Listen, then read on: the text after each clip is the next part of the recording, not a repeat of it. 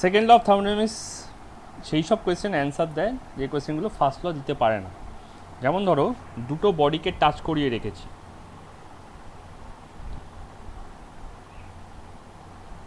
এর মধ্যে H1 আছে, এর মধ্যে H2 আছে। কিছুক্ষণ পরে তুমি অবজার্ভ করে দেখলে যে H1টা চেঞ্জ হয়ে গিয়ে H3 হয়ে গেছে আর H2টা চেঞ্জ হয়ে গিয়ে H4 হয়ে গেছে।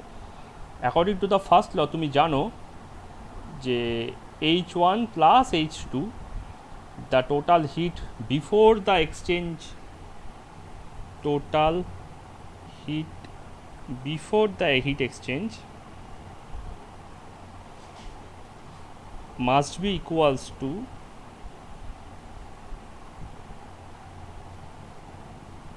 H3 plus H4. এটা তুমি জানতে পারছো বিকজ এনার্জি ইজ কনজার্ভড। সো এটা হচ্ছে আফটার এক্সচেঞ্জ।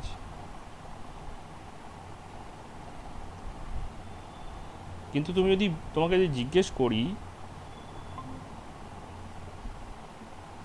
যে H3টা কি H1 এর থেকে ছোট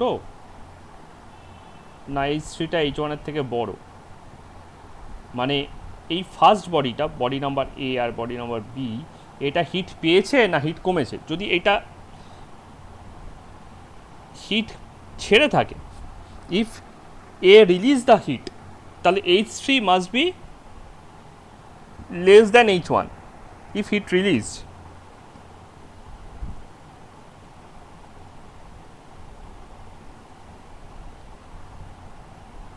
আর যদি ও হিট অ্যাবজর্ব করে থাকে তাহলে H3 must be greater then H1, কারণ H3টা হয়েছে, H1টা ছিল। H1 যদি H3 যদি H1 থেকে বেড়ে গিয়ে থাকে তার মানে এটা কি ও হিট অ্যাবজর্ব করেছে নিশ্চয়ই। In the first scenario, when A has released the heat, then B must have accepted that heat. তাহলে for B, this scenario plays in reverse. The H4 is greater than H2 because once it has released the heat, that means B absorbed the heat, and for the second scenario, when it has absorbed the heat, A, body A, that means B has released the heat, that means H4, the final heat of B, must be less than the initial heat of B. তাহলে hit released. কিন্তু কোনটা হচ্ছে সেটা কিন্তু আমাকে first ল বলতে পারছে না। ফার্স্ট ল বলছে এই দুজনের সামেশন ইকুয়াল থাকবে। শুধু তাই না, এই যে difference between this two heat, that means H4 minus H2 এর যে ভ্যালু আর H3 আর H1 এর যে ভ্যালু, H3 মাইনাস H1 এর যে ভ্যালু, এরা দুজন ইকুয়াল অ্যান্ড অপোজিট হবে। একজন রিলিজ করলে অন্যজন অ্যাবজর্ব করে, একজন অ্যাবজর্ব করলে অন্যজন রিলিজ করে।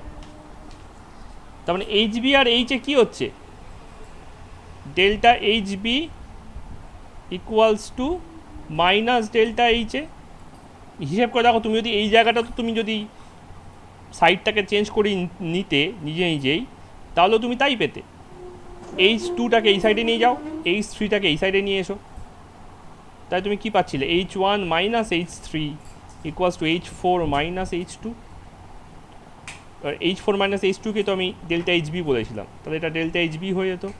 আর H3 মাইনাস H1কে যেহেতু আমি HA বলেছিলাম, তার মানে এটা হয়ে যেত মাইনাস HA। তাহলে এই দুটো ব্যাপার তুমি ফার্স্ট ল থেকে জানতে পারো। ফার্স্ট ল এটাও বলছে কনজার্ভড, ফার্স্ট ল এটাও বলছে যে একজন যতটা হিট ছেড়েছে অন্যজন ঠিক ততটাই হিট অ্যাবজর্ব করবে, কোনো হিট মাঝখানে হারিয়ে যাবে না। কিন্তু কোন সিনারিওটা কাজ করছে, এটা হচ্ছে সিনারিও 1 বা সিনারিও X, এটা হচ্ছে সিনারিও Y। কোন সিনারিওটা প্লে করছে, কোন কন্ডিশনে প্লে করছে, এইটা কিন্তু কোনোভাবেই তুমি ফার্স্ট ল দেখে বলতে পারবে না। কারণ ফার্স্ট লতে একটা সব থেকে বড় ইম্পর্টেন্ট জিনিসই মিসিং, যেটা আমরা জিরোথ লতে পাচ্ছিলাম, যেটা থার্মাল ইকুইলিব্রিয়ামের কথা বলছো, সেটা হচ্ছে টেম্পারেচার। ফার্স্ট লর ইকুয়েশনে কোথাও কোনো জায়গাতে টেম্পারেচারের মেনশন নেই। ঠিক আছে? তার ফলে কে হিট ছাড়বে আর কে হিট নেবে এই আন্ডারস্ট্যান্ডিংটাই ফার্স্ট ল আমাদের দিতে পারে না। এইটুকুনি বলে যে হ্যাঁ যতটা হিট ছাড়লো বাকিরা ঠিক ততটাই হিট নেবে, কারণ হিট কোথাও লস হয়ে যাবে না, মাঝপথে মাঝ রাস্তায় গিয়ে হারিয়ে যাবে, হিসেবের হিট মিলবেই মিলবে। ঠিক আছে?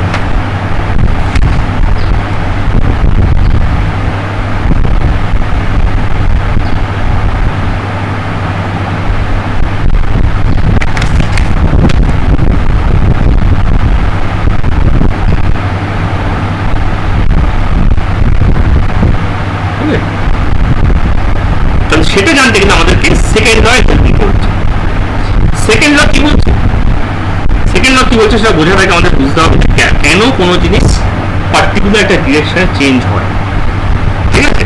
মানে ইচ্ছেটা কি, এই যে চেঞ্জ হচ্ছে, চেঞ্জ হওয়ার জন্য একটা ইচ্ছে দরকার, ভেতর থেকে একটা আর্জ থাকা দরকার, নইলে কোনো জিনিস চেঞ্জ হয় না। হাজার মেরে ধরেও যতক্ষণ না তার নিজের মনে হচ্ছে আমি এই কাজটা করবো বা এই কাজটা করবো না, ততক্ষণ পর্যন্ত সে কিন্তু কোনো কিছু চেঞ্জ করে না। প্রত্যেকে নিজের লাইফ নিয়েই ভাবতে পারো, এমন কোনো কাজ আমরা কেউ কখনো করিনি যেটাতে ফাইনালি আমরা করতে এগ্রি করি। অনেকক্ষণ ধরে বলছে না না না না করছি, শেষ পর্যন্ত একসময় ধরতে ঠিক আছে করেই ফেলি বলে করে ফেলেছি। তো যতক্ষণ না পর্যন্ত আমরা আমাদের ইচ্ছেটা না পজিটিভ করতে পারি ততক্ষণ মতো কোনো কাজ করতে আমরা পারি না। ঠিক মলিকিউলের ক্ষেত্রেও, কেমিস্ট্রিতেও বা নেচারেও ঠিক একই ঘটনা ঘটছে। এই সেকেন্ড ল এই ইচ্ছেটা নিয়ে কথা বলছে। ওকে, কিন্তু যেমন ভাবে বলা হয় যে আমাদের একজন একটা ওভারলর্ড আছে যিনি আমাদের ইচ্ছেগুলোকে অ্যাকচুয়ালি তৈরি করছেন, ঠিক আছে, তেমনি এখানেও একটা ওভারলর্ড আছে। ঠিক আছে, প্রত্যেকটা ফেনোমেনাতে একজন ব্যাপারটা চেঞ্জটাকে ওভারসাইড করছে। ওকে, তো সেটা বুঝতে গেলে আমাদের দেখতে হবে যে এই ফেনোমেনাটা কিভাবে প্যান আউট করে, মানে ইচ্ছের ফেনোমেনাটা। তার জন্য আমাদের তিনটে লিকুইড নিতে হবে, পিওর লিকুইড, তিনটে আলাদা আলাদা কন্ডিশনে। এটা একটা আয়রন, লিকুইড আয়রন, এটা একটা ওয়াটার, লিকুইড ওয়াটার, আর এটা একটা অক্সিজেন, লিকুইড অক্সিজেন। এই তিনটে লিকুইডকে আমরা পাশাপাশি রাখলাম।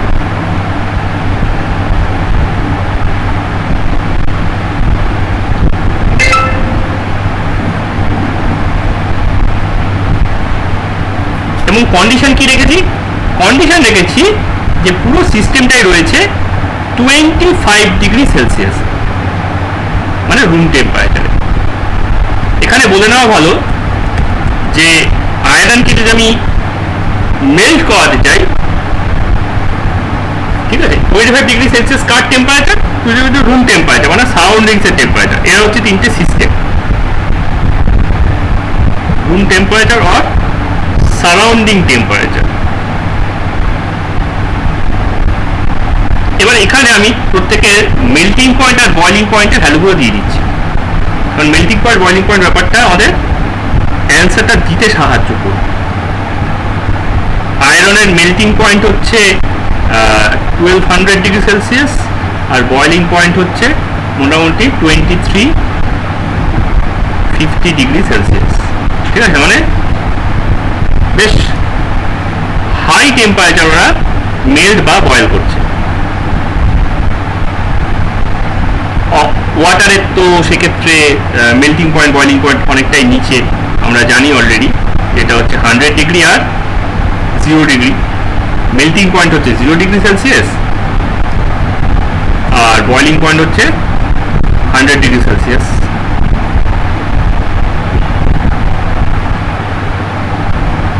ওকে, আর লিকুইড অক্সিজেনটার মেল্টিং পয়েন্ট হচ্ছে -210 ডিগ্রি সেলসিয়াস আর বয়লিং পয়েন্ট -190 ডিগ্রি সেলসিয়াস। তো এই টেম্পারেচারে প্রত্যেককে মেল্ট করে বা বয়েল করে, মানে -200 তলায় নিয়ে গেলে আমার অক্সিজেন সলিড হয়ে যাচ্ছে, 0 তলায় নিয়ে গেলে ওয়াটার সলিড হয়ে যাচ্ছে। তুমি যদি আলাস্কায় গিয়ে বা আন্টার্কটিকায় গিয়ে জিজ্ঞেস করো যে ওয়াটারের স্টেট কি, সেগুলো ওয়াটার তো সলিডই হয়, তারা তো সলিডই দেখে এসছে, বিকজ সেখানকার রুম টেম্পারেচার তো আমার 0 ডিগ্রির তলায়। যাই হোক, সে ব্যাপারে পরে আসছি। আপাতত এখানে তিনটে জিনিস রাখা হয়েছে। নাও we have to guess what will happen to each of them if we keep them at this 25 degree Celsius. Liquid এফির কি হবে, লিকুইড ওয়াটারের কি হবে, আর লিকুইড অক্সিজেনের কি হবে। what are their wishes, তাদের ইচ্ছেটা কি, বুঝলো?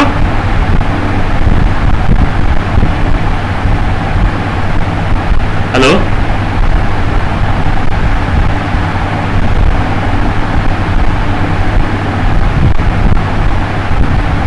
হ্যালো,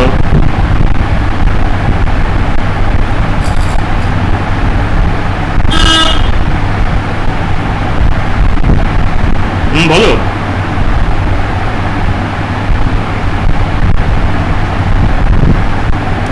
ভেরি গুড, তাহলে এটা হয়ে যাচ্ছে গ্যাস, তাহলে গ্যাস হয়ে যাচ্ছে এটা। ওকে, লিকুইড ওয়াটারটা ওকে রিমেইনস লিকুইড, ঠিক আছে, তাহলে এটা রিমেইনস লিকুইড।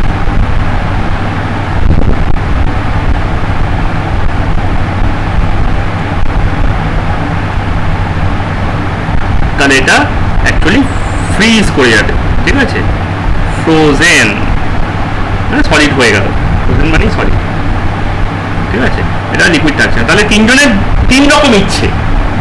একজন চেষ্টা করছে উড়ে বেরিয়ে যেতে, মানে লিকুইড কন্ডিশন থেকে গ্যাসে যেতে, মানে দূরে দূরে সরে যেতে।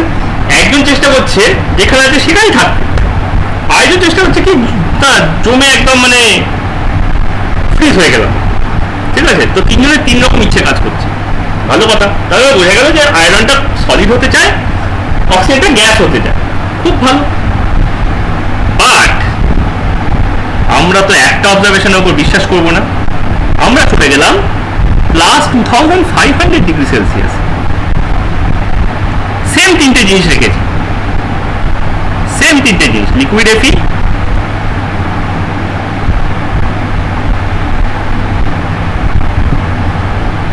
ঠিক আছে, লিকুইড ওয়াটার,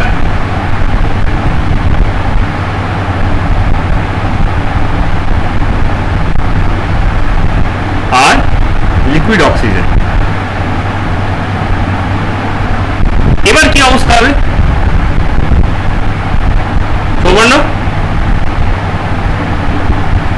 এবার কি হবে? 2500 ডিগ্রি সেলসিয়াস হয়ে গেছে,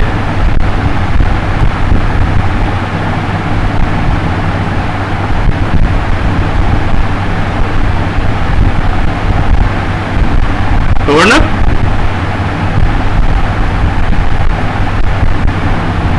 হ্যালো,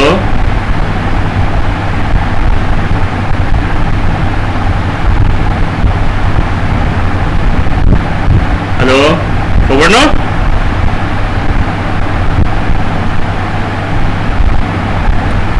সুমিত, তিনজনের কি কন্ডিশন হবে এবার? আমি টেম্পারেচার 2500 নিয়ে গেছি, তিনজনের কি কন্ডিশন হবে?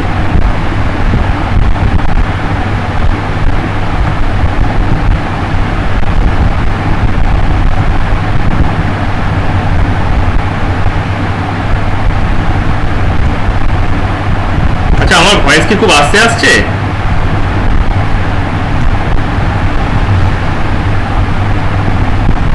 কারোর কাছে একটু লাউড লাগছে, কারোর কাছে একটু আস্তে লাগছে, আমি বুঝতে পারছি না। দাঁড়াও, সাউন্ডটাকে অ্যাডজাস্ট করি।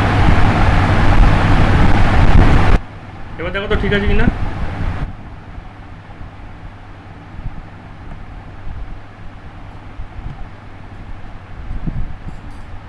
ওকে, এনিওয়ে সুমিত বলো, আমি যদি তিনটেকেই লিকুইডে রাখি এবং টেম্পারেচারকে 2500 তুলে দিয়েছি, তাহলে আমার তিনজনের কি ফেট হবে?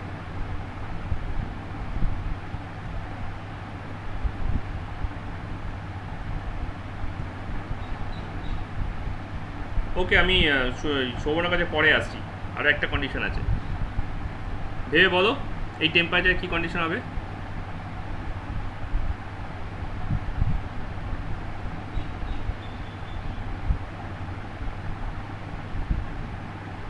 সুমিত,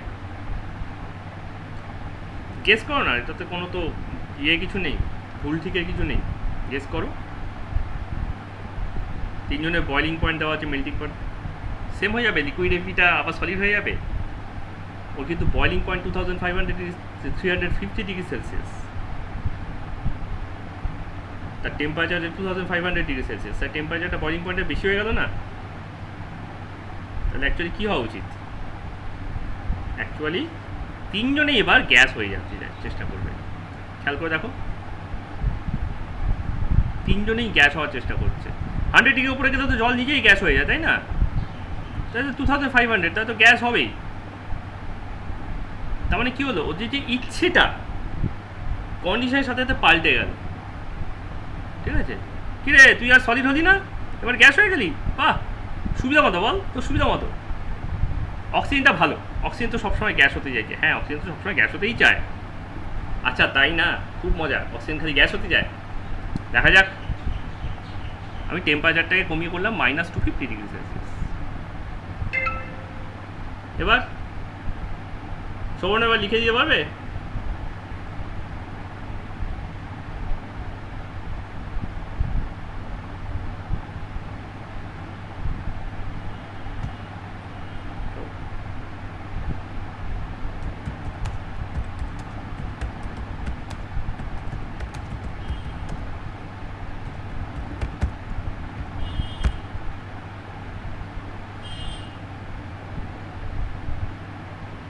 যদি আমি -250 ডিগ্রি সেলসিয়াসে রাখি তাহলে আমার কী হবে? তিনটে কন্ডিশন সেম জিনিস রেখেছি, liquid iron, liquid water and liquid oxygen.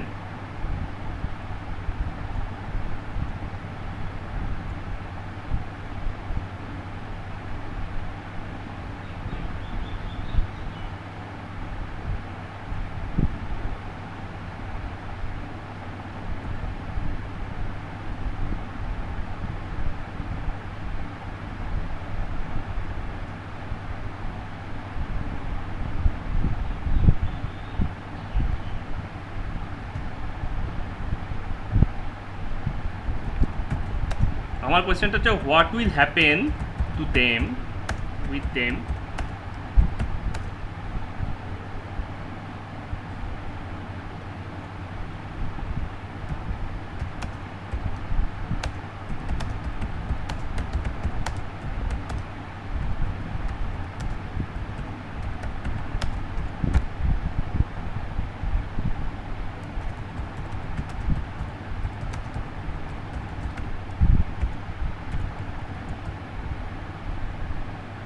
হ্যাঁ বলো,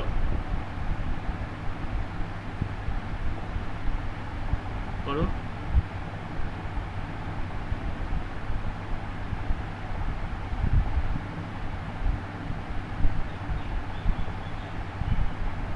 করো।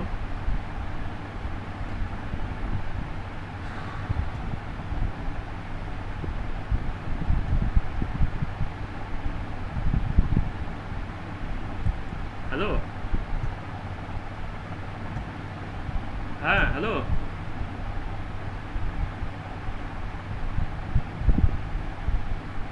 আসতে আসছে।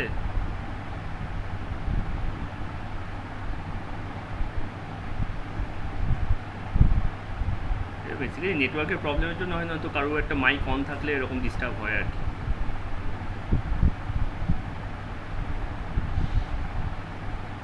তা তুমি কী করবে, আমার ফোনে অনলাইন থাকবে, ফোনে থাকবে?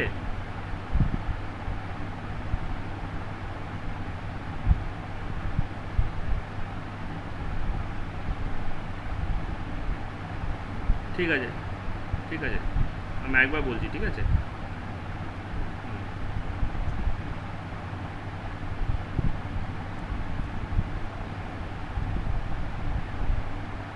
ওকে,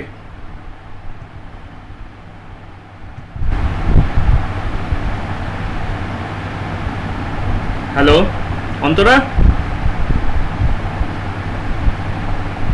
অন্তরা তুমি শুনতে পাচ্ছ এবার? হ্যাঁ, আমি যেটা বলছিলাম সেটা হচ্ছে যে তিনটে লিকুইড আছে, তিনটে লিকুইডকে আমি তিনটে কন্ডিশনে রেখেছি। একটা হচ্ছে 25°C, একটা হচ্ছে 2500°C, একটা হচ্ছে -250°C। এবার তিনজনের কি কন্ডিশন হচ্ছে ওই টেম্পারেচার রাখার পর সেটা জিজ্ঞেস করছি, ঠিক আছে? এবার প্রত্যেকের মেল্টিং পয়েন্ট বয়লিং পয়েন্ট ওপরে লিখে দিয়েছি। If we keep them at 25°C, তো যেটার বয়লিং পয়েন্ট মাত্র -190°C আছে, that will turn in gas. Liquid oxygen কি রুম টেম্পারেচার লিকুইড থাকতে পারবে? অক্সিজেনকে আমরা রুম টেম্পারেচার কি দেখি? গ্যাসিয়াস দেখি। আর লোহাকে কি দেখি? সলিড। ওয়াটারকে দেখি লিকুইড। তাহলে যে যেরকম থাকে সেরকম হয়ে যাবে, এটাই আমরা ফ্যামিলিয়ার, যে লোহা সলিড হয়, আয়রন ওয়াটার লিকুইড হয়, আর অক্সিজেন গ্যাস হয়। কিন্তু যেই আমি কন্ডিশনটাকে চেঞ্জ করে দিলাম 2500°C, এবার সবার এক ইচ্ছে, everybody has same tendency to convert into gases. যাত্রী ইচ্ছে গেল পাল্টে, না হয় অক্সিজেনেরটা দেখা গেলো দু জায়গাতেই অক্সিজেন গ্যাস হচ্ছে। অক্সিজেন ভালো, অক্সিজেন সবসময় গ্যাসই হতে চায়, এটা আমাদের একটা কনফিউশন তৈরি হলো। ওয়াটারও দেখলাম লিকুইড থেকে গ্যাস হয়ে গেল, আয়রনও দেখলাম লিকুইড সলিড থেকে লিকুইড কি গ্যাসই হয়ে গেল, আয়রনও গ্যাস হয়ে গেল, সবাই এবার গ্যাস হতে চাইছে। কিন্তু যেই আমি কন্ডিশনটাকে -250°C করে দিলাম, অমনি পুরো সিচুয়েশনটা গেল ঘুরে, উল্টো হয়ে গেল। কি হয়ে গেল? জাস্ট তিনজনই এবার হয়ে গেল কি সলিড। এটাও আর লিকুইড রইল না, এটাও আর লিকুইড রইল না, আর এটাও আর লিকুইড রইল না। কারণ তিনজনের কারোরই ফ্রি মেল্টিং পয়েন্ট এর ওপর, এর নিচে নয়, তিনজনের মেল্টিং পয়েন্ট এর ওপরে। আমরা কোনো জিনিসকে কখন মেল্ট করতে দেখি, কখন বয়েল করতে দেখি, কখন ফ্রিজ করতে দেখি?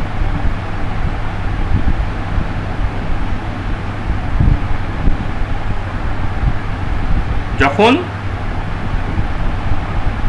ইয়েস সব সলিড হবে। Thank you. যখন আমরা যে টেম্পারেচারটা রাখা আছে মেল্টিং পয়েন্ট আর বয়লিং পয়েন্টের মাঝখানে যদি টেম্পারেচারটা থাকে, তখন সেই জিনিসটা লিকুইড থাকে, তাই না?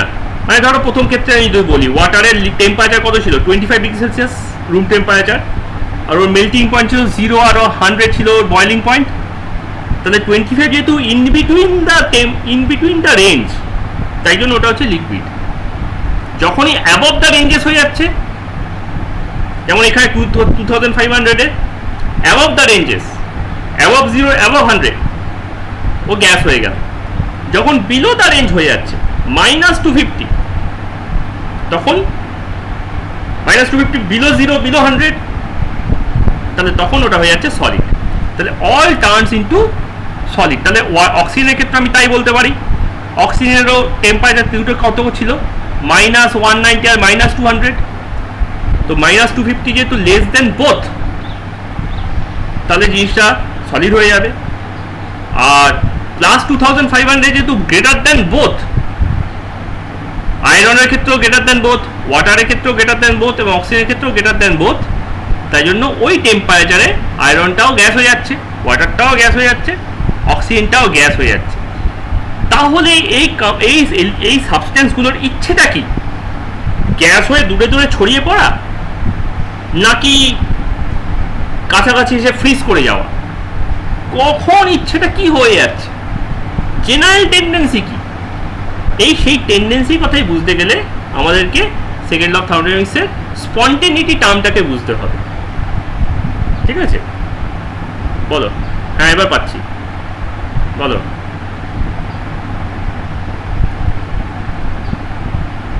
কি?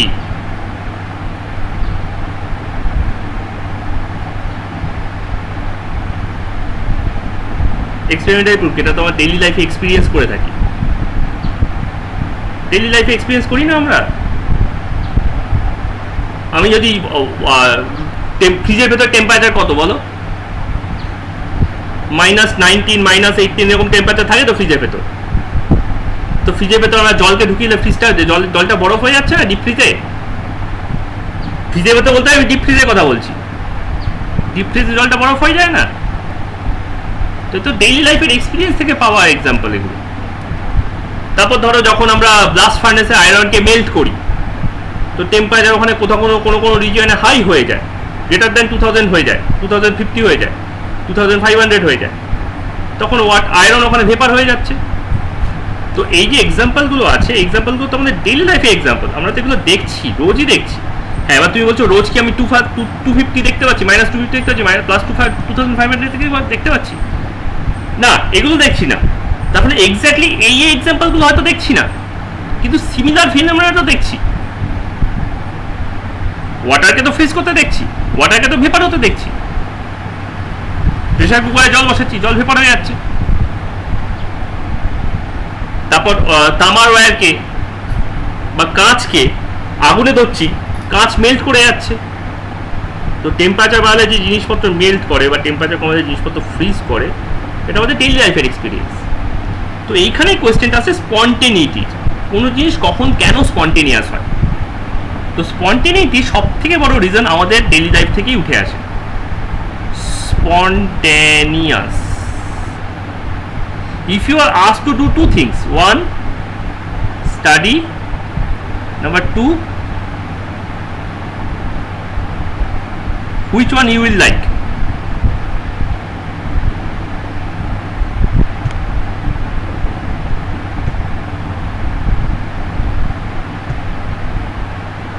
তার মানে ওটা তোমার স্পন্টেনিটি।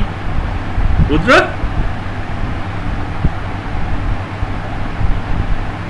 অনেক কি বলছি, ঠিক আছে। তার মানে playing games is more spontaneous action for you. যে স্টাডিতে ভালোবাসে, আমি ইয়েও পড়তে ভালোবাসতাম, তো আমার কাছে স্পন্টেনিয়াস অ্যাকশন কিন্তু স্টাডিটা ছিল, আমার ভাইয়ের কাছে ছিল প্লেইং গেমস। ও মাঠে ঘাটে গিয়ে ডাইভ ফাইভ দিতে বেশ ভালোই বাসতো, তার ফলে ও ক্রিকেট ভালোই খেলতো, আমার ক্রিকেট ফুটবল বোধ, ঠিক আছে।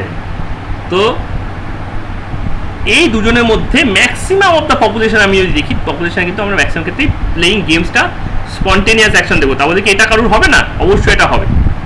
ঠিক তেমনি মলিকিউলগুলোরও একটা স্পন্টেনিয়াস অ্যাকশন আছে, ঠিক আছে। Everyone likes to release energy to become stable. প্রত্যেকে এনার্জি লুজ করে না, স্টেবিলিটি চায়, যেটাকে আমরা কলোকিয়াল ল্যাঙ্গুয়েজে লেজিনেস বলি। তো laziness is the most spontaneous action even for the molecules, even for the non living beings. তো এটা কী করে আমরা দেখবো, কী করে আমরা বুঝবো যে ওরা এনার্জি লুজ করে স্পন্টেনিয়াস হতে, স্টেবল হতে চেষ্টা করে? খুব সোজা, তুমি একটা কাঁচের জারকে, ঠিক আছে, কাঁচের ফ্লাওয়ার ভাস বা কোনো একটা জিনিসকে তুমি মাটিতে শুয়ে রাখো, একটা ভাস আছে, ঠিক আছে, এরকম একটা ভাস আছে সুন্দর দেখতে, তুমি ওটাকে কি করেছো, মাটিতে শুয়ে রেখেছো। অথবা তুমি সেটাকে এরকম বসিয়ে রাখো ফ্লাওয়ার ভাসটাকে,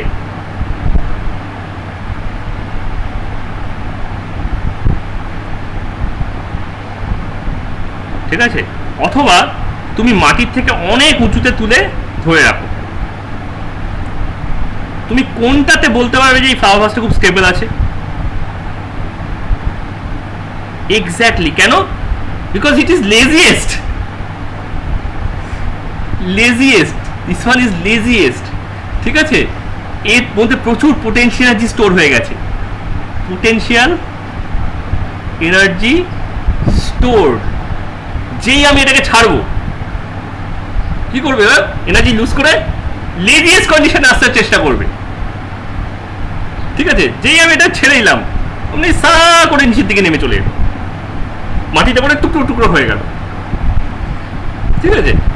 তো দিস পোটেনশিয়াল যে স্টোর হচ্ছে, ও কিন্তু হাই এনার্জি কন্ডিশনে চলে যাচ্ছে। তার মানে এটা কি? এটা হচ্ছে হাই এনার্জি, এটা হচ্ছে লো এনার্জি।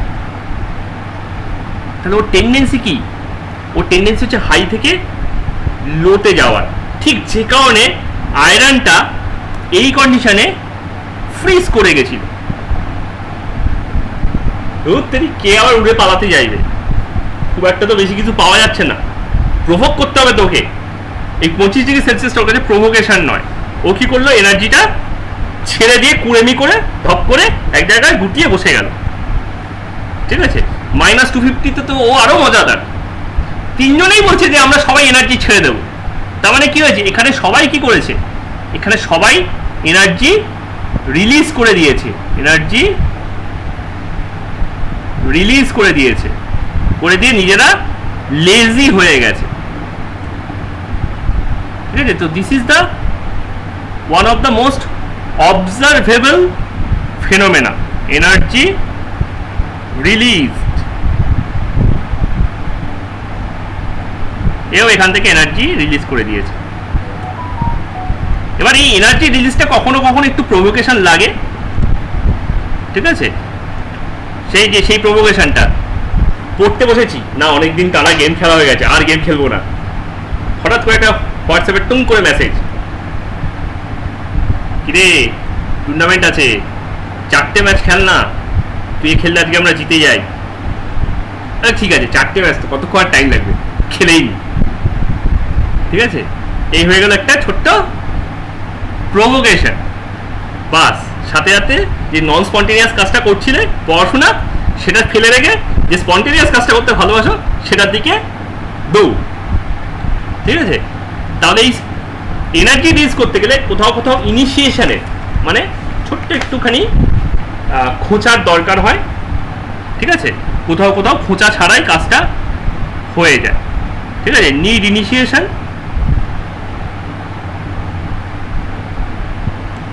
আর নিড নো ইনিশিয়েশন।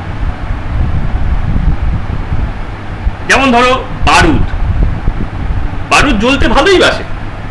কেন না, জ্বললে পরেও প্রচুর হিট অ্যান্ড লাইট ছেড়ে দিতে পারে। ওর ভেতরে যে পোটেনশিয়াল এনার্জি, কেমিক্যাল এনার্জি হিসেবে স্টোর আছে, ও সেটাকে হিট অ্যান্ড লাইট হিসেবে রিলিজ করে দিতে চেষ্টা করে। কিন্তু যতক্ষণ তুমি কাঠিটাকে এমনি ফেলে রেখেছো, ও কিন্তু কিছু করছে না। একটু ঘষে দাও, একটু সামান্য একটু ঘষে দাও একটু বারুদের সঙ্গে, ওই ঘষাটাই হয়ে গেল ইনিশিয়েশন। ঠিক আছে, স্ট্রাইকিং দ্য ম্যাচ।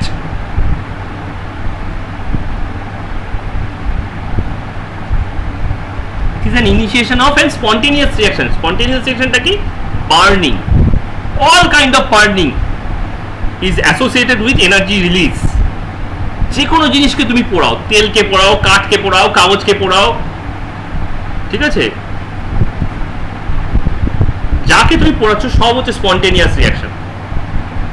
বলে না জ্বালিয়ে পুড়িয়ে খেলে একেবারে, সেই জ্বালানো পোড়ানোটা একটা ন্যাচারাল ফেনোমেনা, স্পন্টেনিয়াস রিয়াকশন।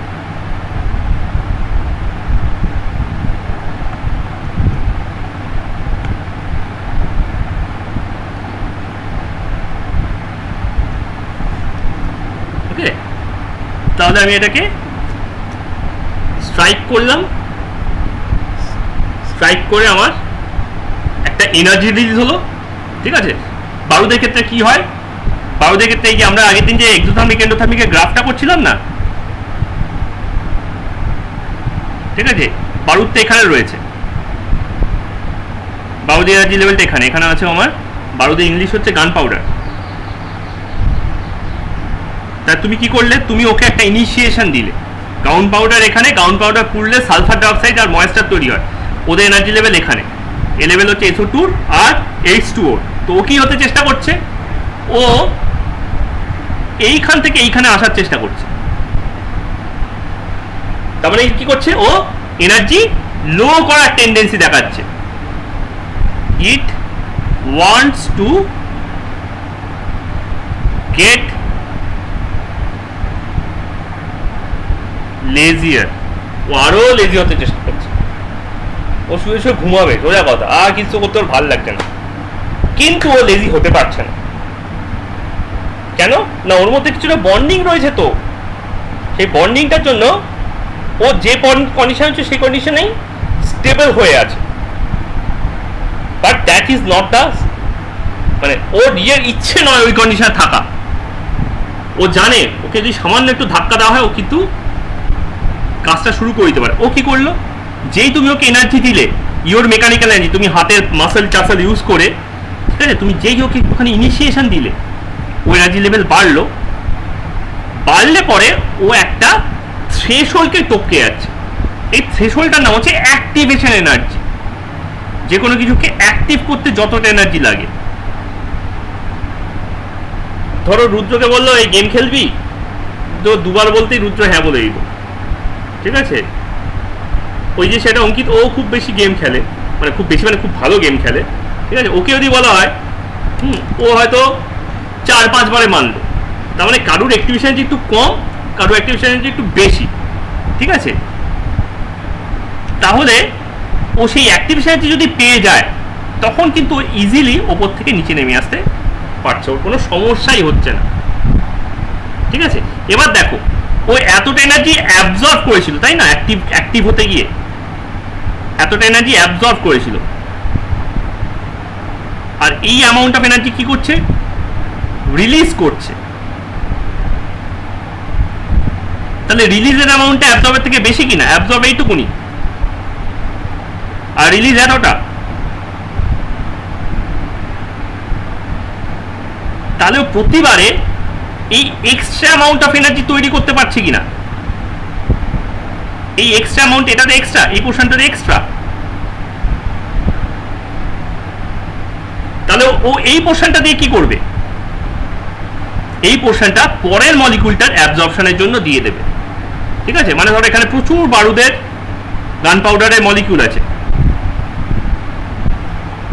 ঠিক আছে, তুমি এই পয়েন্টটাকে একে এনার্জিটা দিয়েছিলে, এই অ্যামাউন্টে ওপরে উঠলো, উঠে তারপর রিয়াক্ট করে এতটা রিয়াক্ট করে এখানে নেমে গেল, তাই না, এতটাও রিলিজ করলো, ডাউনওয়ার্ড গুলো রিলিজ, আপওয়ার্ড গুলো অ্যাবসর্ব।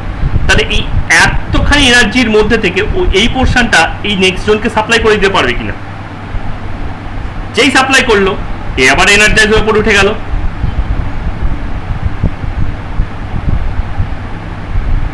আবার ও এনার্জি কমিয়ে তলায় প্রোডাক্ট তৈরি করে ফেললো, আবার সেখান থেকে কিছুটা অ্যামাউন্ট পাশের মলিকুলে সাপ্লাই হয়ে গেল। এরকম ভাবে কন্টিনিউয়াস রিয়াকশনটা স্পন্টেনিয়াস ওয়েতে প্রসিড করে। একজন তৈরি করে, তার যেটা এক্সেস থাকে সেটা বেরিয়ে যায়, বাকিটা নেক্সট জনের ঘাড়ে সাপ্লাই হয়ে যায়। এ আবার এনার্জাইজ হবে, এনার্জাইজ হয়ে তলায় নামবে, তলায় নেমে প্রোডাক্ট হবে, আর এই পোর্শনটা নেক্সট জনকে ডোনেট করে যাবে। তাহলে this happens all the time, okay. তার মানে এর কন্ডিশন কি, laziness, release energy to become stable. Very good, যে কোনো জিনিস তলার দিকে আসতে চায়, ঠিক। আমি জলের মধ্যে একটা ঢিল ফেললাম, ঢিলটা তলায় চলে গেল, ঠিক। আমি ওপর থেকে একটা কাঁচের বোতল ছাড়লাম, কাঁচের জাগ ছাড়লাম, কাঁচের ভাস ছাড়লাম, তলায় পড়লো কাঁচ। কেন তুমি যে কোনো জিনিসকে ছাড়ো না কেন, ও সবটাই তলাতেই যায়। বাট এখানে একটা পার্ট আছে, সবাই তো গেমকে প্লে গেমসকে তার স্পন্টেনিয়াস বলেনি। রুদ্র বললো অনেস্টলি প্লে গেমসটাই স্পন্টেনিয়াস হবে, কিন্তু এখানে সৌবর্ণ লিখে স্টাডিটাই স্পন্টেনিয়াস। কেউ কেউ তো আছে যারা এনার্জিটাকে অ্যাবসর্ব করতে চায়, রিলিজ করতে চায় না। কেন না, তাদের কাছে অন্য জিনিস বেশি স্পন্টেনিয়াসলি তাদেরকে অ্যাট্রাক্ট করে। সেটা কি, সেটা হচ্ছে পার্টি, ক্রেজিনেস, ঠিক আছে। তাহলে সেকেন্ড কন্ডিশন অফ স্পন্টিনিটি কি, সেটা হচ্ছে এখানে ছিল release energy to become stable, এটা হচ্ছে absorb energy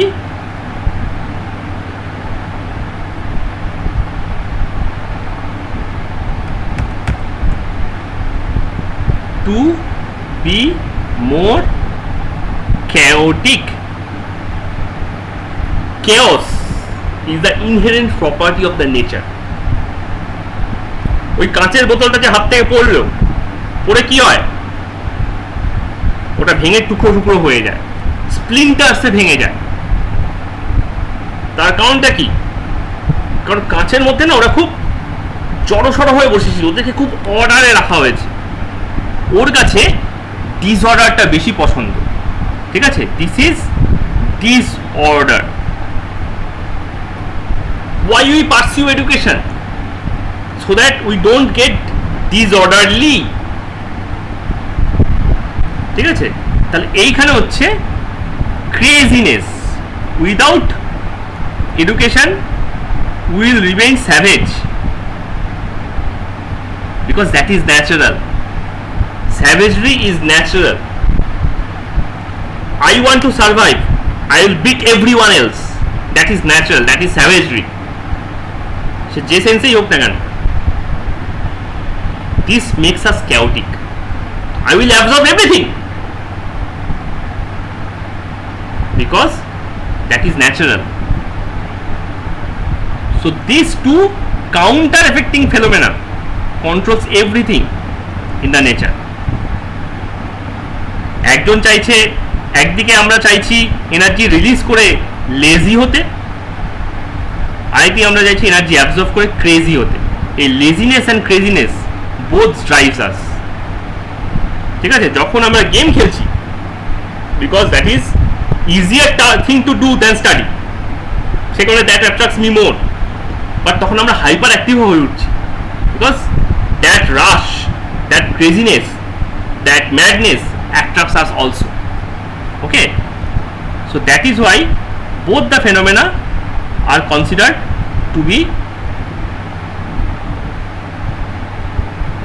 condition of spontaneity. এবার এইখানে হচ্ছে কথা, আমরা যাই করি না কেন সবই স্পন্টেনিয়াসলি করি। আমি বলছিলাম না যে আমরা কখনোই কোনো কাজকে না ইচ্ছে করা পর্যন্ত করতে পারি না। তুমি দেখো এখানে ক্রেজিনেসের এক্সাম্পল, এই যে দেখো 25 ডিগ্রি সেলসিয়াসে ওয়াটারটাকে, এই অক্সিজেনটাকে লিকুইড করে রেখেছিলাম, but that temperature is not, it's too much for oxygen. Oxygen will absorb energy and become crazier. Okay, তার মানে কি হয়েছে, যখন 2500 ডিগ্রি সেলসিয়াস হয়েছে, সবার কাছে condition is too much crazy, too much exciting, too much energy provoking. High temperature মানে excitement না, একটা এনার্জি তুমি সাপ্লাই করছো তাকে, সেটা যে অ্যাবজর্ব করার ক্ষমতায় আছে। বলে না it is high on weed, এখন তো খুবই চলছে উইডের কথা, হ্যাঁ। So it's kind of high, this temperature is high for everyone. So that is why they absorbed energy from the surrounding and become gas. So the willingness is not only a single thing, they either become crazy or become lazy. Willingness is both, become lazier and crazier depending upon what the condition presented to us. যদি তোমার কাছে পরীক্ষার চাপ থাকে, fail করে যাওয়ার ভয় থাকে, তখন যতই তোমার স্পন্টেনিয়াস অ্যাকশন প্লে গেমস হোক না কেন, যেহেতু কন্ডিশনটা এখন আর প্লেইং গেমসের নেই, তখন তোমার কিন্তু স্টাডিটাই স্পন্টেনিয়াস অ্যাকশন হয়ে যাবে। ঠিক যেমনভাবে এখানে আয়রনটার স্পন্টেনিয়াস অ্যাকশন কী হয়ে গেছিল, টেম্পারেচার বাড়িয়ে দেওয়াতে, গ্যাসে কনভার্ট হওয়া, এনার্জি সারাউন্ডিংস থেকে অ্যাবজর্ব করা। রুদ্র বোঝা যাচ্ছে ব্যাপারটা? অন্তরা বোঝা গেল ব্যাপারটা? কোন জায়গাটা বুঝতে পারনি বলো?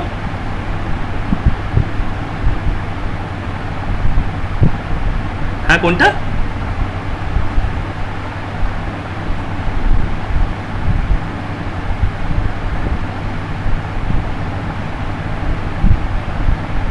একটা কাজ করো, তুমি আমাকে কল করো।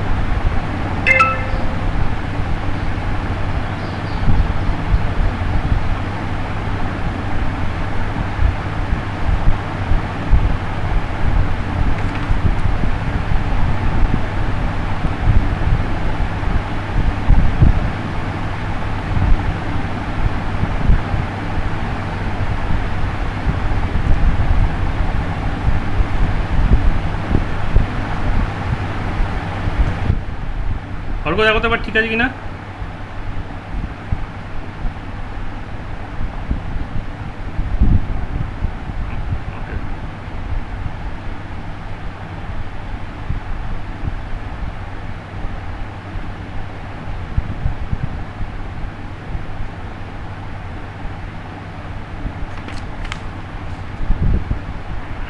হ্যালো,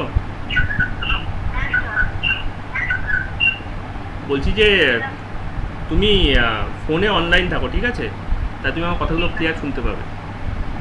ওখানটা মিউট করে দাও, ঠিক আছে?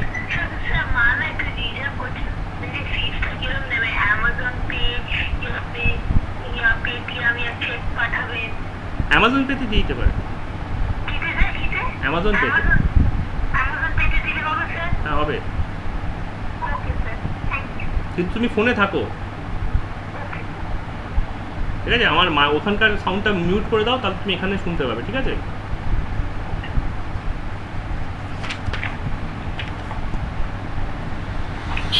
ওকে, তাহলে ব্যাপারটা একবার একটু ইয়ে করে বলি।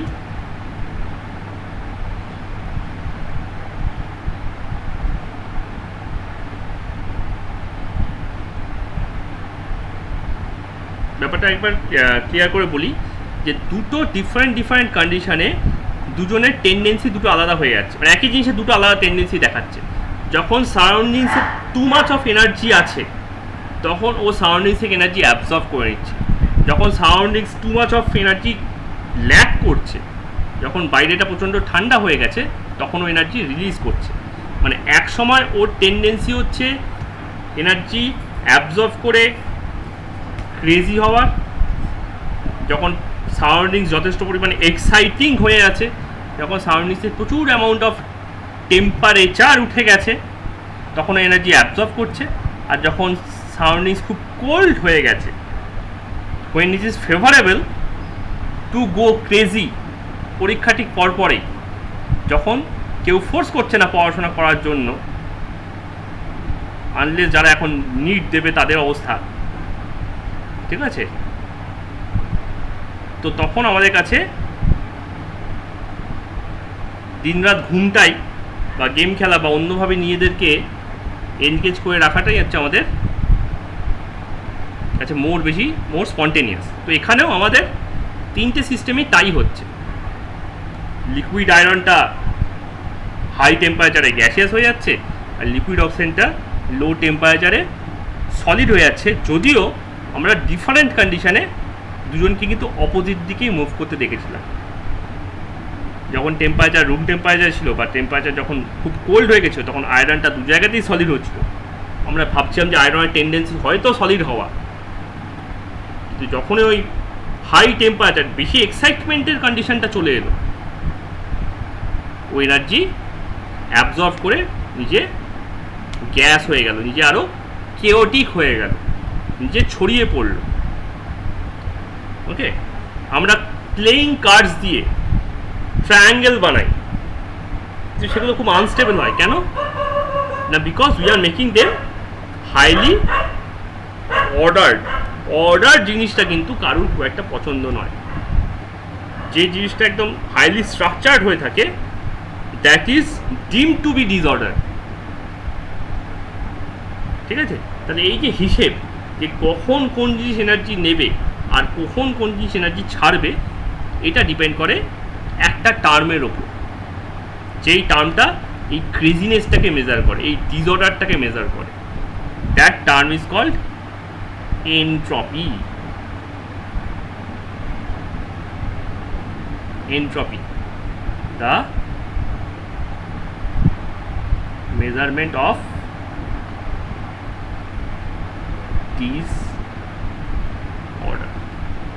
কতটা ডিসঅর্ডার আমার জেনারেট করছে সেটার ওপরে ডিপেন্ড করে এনট্রপিটা তৈরি হয়, ঠিক আছে? নেচারের টেন্ডেন্সি কি? আমরা তো এটা দেখতে পেলাম সাবস্টেন্সগুলোর টেন্ডেন্সি। সলিডের কি টেন্ডেন্সি, মানে আয়রনের কি টেন্ডেন্সি, ওয়াটারের কি টেন্ডেন্সি এবং গ্যাসের কি টেন্ডেন্সি। আমরা এখনো পর্যন্ত একটা জিনিস দেখিনি, সেটা বলো।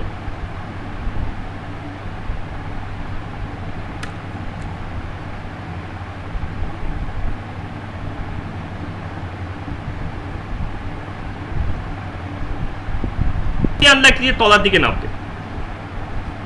গ্যাস বেলুনকেও তুমি ছেড়ে দাও, তাহলে গ্যাস বেলুন কিন্তু ওপর দিকে উঠবে। In any of the cases this must be greater than zero. S universe must be greater than zero.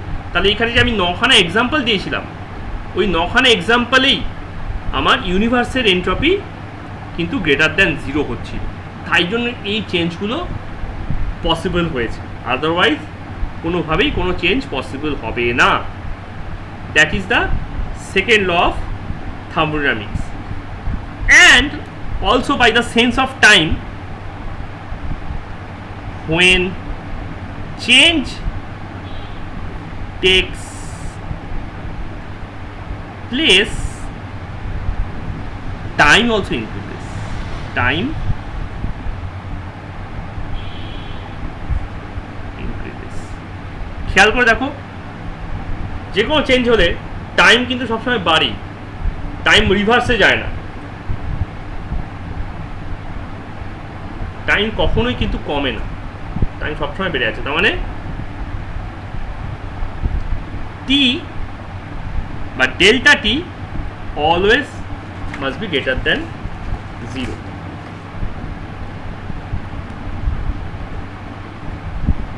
তো this two condition follows each other, যে কারণে বলা হয় যে time actually our way to understand the entropy. Time is actually a pseudo measurement of entropy.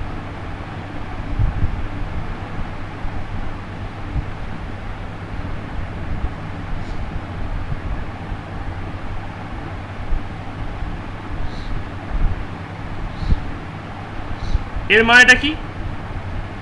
মানে ধরো আজকে যে যেখানে আছে সবাই ফ্রিজ করে গেল, কোনো ঘড়ি চলছে না, কোনো এয়ার ব্লো হচ্ছে না, কোনো প্ল্যানেট, কোনো মুন, কোনো সান, কোনো স্টার কিচ্ছু রোটেট করছে না, ব্লাডের মধ্যে দিয়ে মানে ভেইনের মধ্যে দিয়ে কোনো ব্লাড দৌড়াচ্ছে না।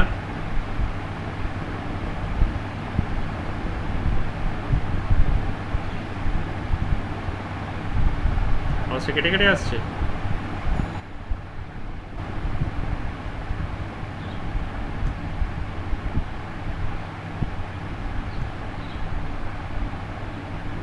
তাহলে এক কাজ করো, তাহলে এটা আমরা নেক্সট দিন কন্টিনিউ করি নাকি?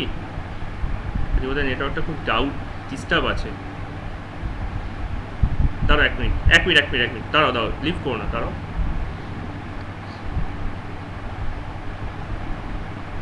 এবার দেখো তো,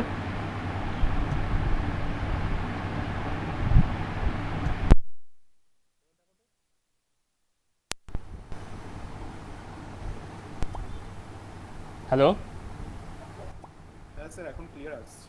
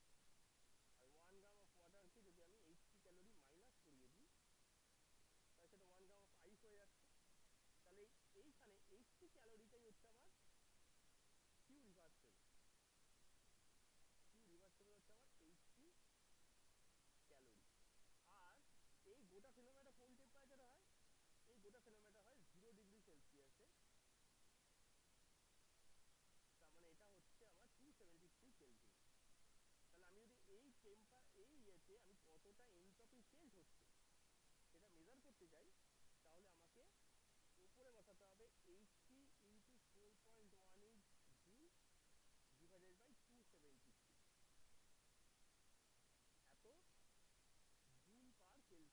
joule per kelvin something joule per kelvin হয়ে যাবে আমার নেট এনট্রপি চেঞ্জ। এই ফেনোমেনাতে এতখানি এনট্রপি চেঞ্জ হলো বলে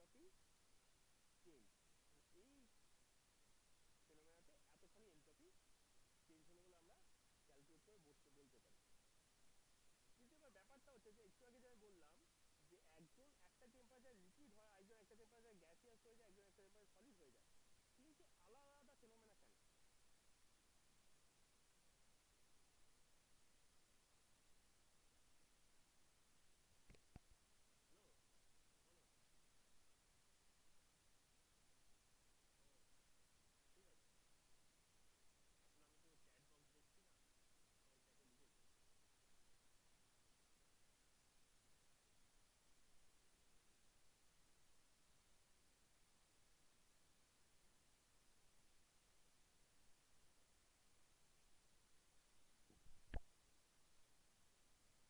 হ্যালো, শোনা যাচ্ছে? হ্যালো হ্যালো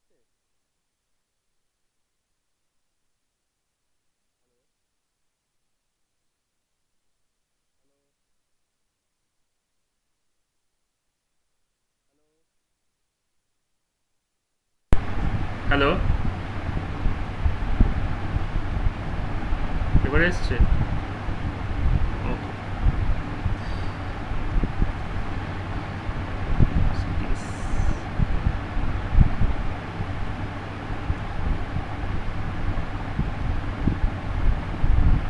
আজকে টেকনিক্যালি কিছু একটা প্রবলেম তো হচ্ছেই কন্টিনিউয়াস।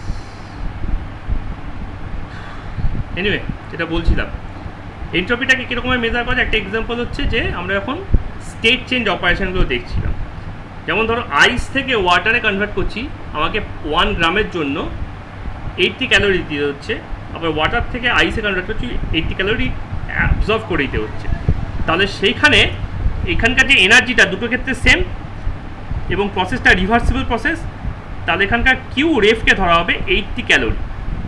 আর যেহেতু পুরো ফেনোমেনাটা একটা কনস্ট্যান্ট টেম্পারেচার হয়, টেম্পারেচার হচ্ছে 273 কেলভিন, তাহলে এন্ট্রপিকে আমরা মেজার করি হচ্ছে ওই রিভার্সিবল এনার্জি ডিভাইডেড বাই যে টাইমে কাউটা ইকো হচ্ছে। রুদ্র, তুমি মিউট করো, দেখি তো ইকোটা আটকায় কিনা।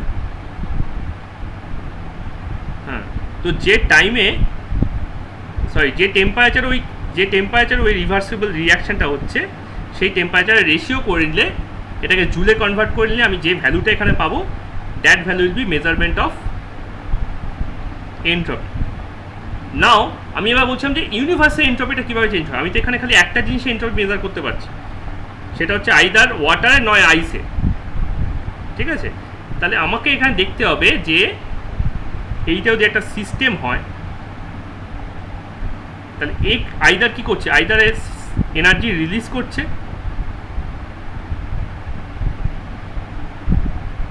অথবা এনার্জি অ্যাবজর্ব করছে। তো কখনো এনার্জি অ্যাবজর্ব করে,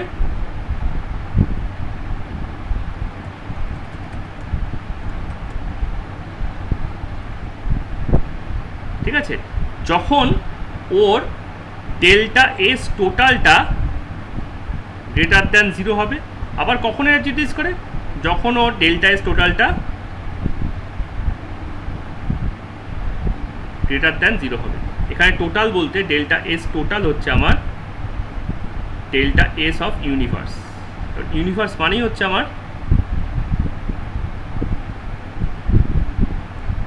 সিস্টেম প্লাস সারাউন্ডিং।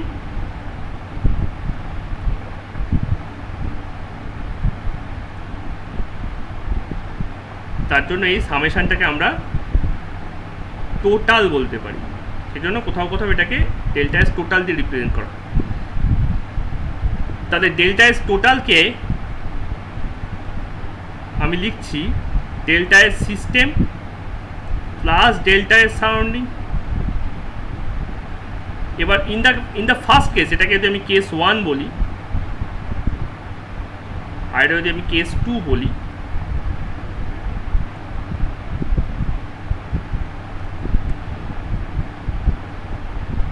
তাহলে কেস 1-এ কি হবে? Case 1-এ system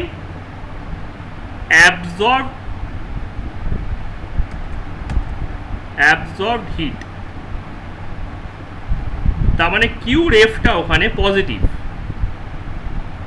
greater than 0, Q রেফ পজিটিভ। ঠিক আছে, আমরা তো জানি এন্ডোথার্মিক মানে এনার্জি সেখানে পজিটিভ হয়।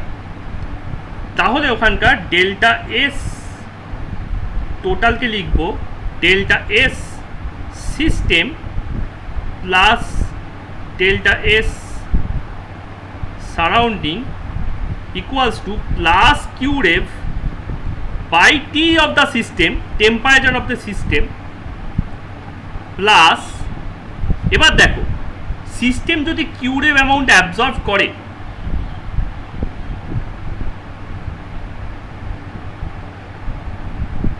তাহলে সারাউন্ডিংস আমার নিশ্চয়ই মাইনাস কিউ রেভ, মানে কিউ রেভ ছেড়েছে, heat absorb equals to heat release,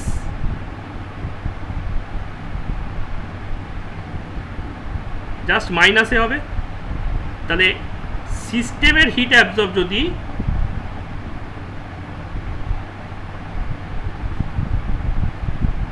Q rev হয়ে থাকে, তাহলে সারাউন্ডিংসের heat release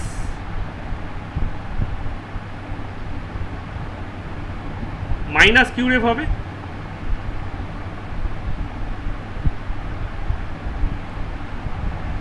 that will be equals to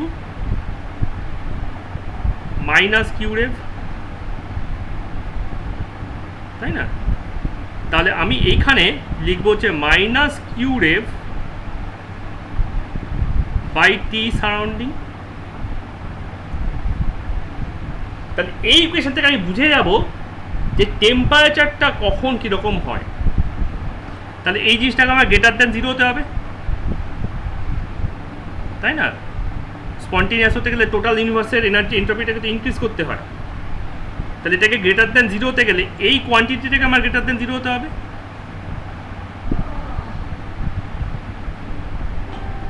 Q rev by T of the system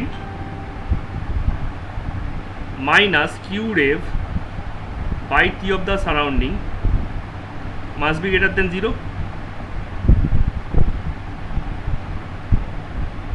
আমি এবার সাইনটাকে চেঞ্জ করাই, সাইডটাকে চেঞ্জ করিয়ে, সাইড চেঞ্জ করে সাইন চেঞ্জ করাই, তাহলে Q rev by T sys must be greater than Q rev by T surrounding.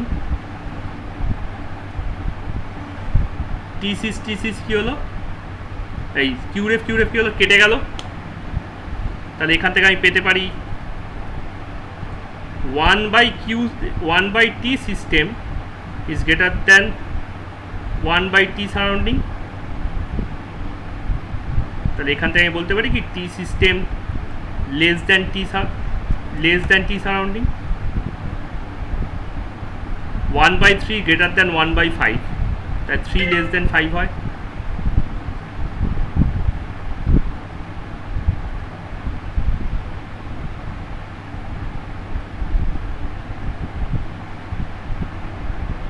ওকে, তাহলে হিট অ্যাবজর্পশনে, তাই সিস্টেমকে হিট অ্যাবজর্ব করতে গেলে কী হতে হবে না, সিস্টেমের টেম্পারেচারকে সারাউন্ডিংসের টেম্পারেচার থেকে কম হতে হবে।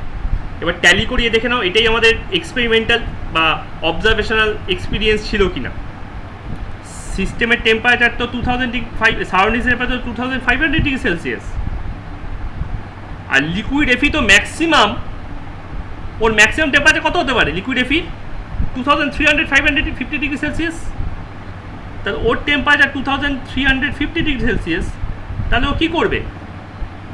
ও হিট অ্যাবজর্ব করবে।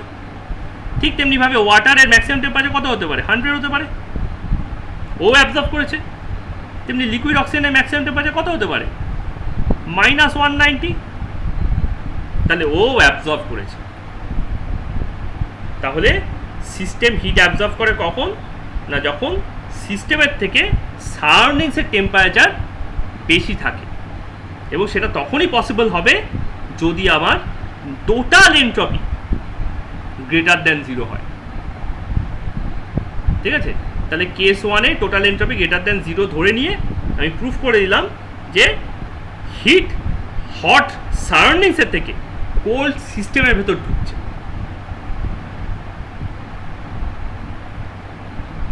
এবার আমি কেস 2টা দেখি। এখানে কি হচ্ছে, এখানে সিস্টেম হিট ছাড়ছে, কিন্তু এখানেও আমি বলছি delta S total greater than 0, no exception. Heat ছাড়ছে বলে delta S total less than 0 হয়ে যাবে তা নয়, এখানেও গ্রেটার দ্যান 0, এখানেও গ্রেটার দ্যান 0। কি আশ্চর্য, অপোজিট ফেনোমেনা, কি করে এক হতে পারে? দেখে নিই কেস 2টা। কেস 2 এখানে হচ্ছে সিস্টেম রিলিজ হিট, তাহলে এখানে হচ্ছে সিস্টেম রিলিজ হিট, তার অ্যামাউন্টটা কত?